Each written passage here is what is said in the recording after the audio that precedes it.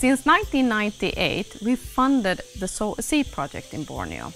In an area of 18,500 hectares, in a project called IKEA, we've had 700 people in total working with restoration of degraded rainforest, planting and maintaining the area. This could be one of the world's largest restoration projects.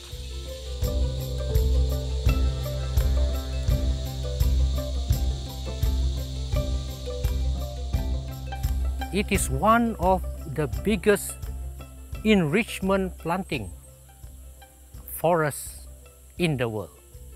Enrichment planting means we planted seedling in the forest. This is the nursery where we raise our seedling. Normally we keep them for 1 month for germination, then we transfer them directly into a poly bag here. So we'll keep them here for up to 2 years before we send them to the field for planting. Normally we keep around 80,000 to 100,000 seedling at the moment. We talk about ecosystem values, carbon storage, water quality, protection of environment that is good for human health. There are many places where you can study the old growth forest everywhere in the world, but a place like this where we restore the forest is very unique.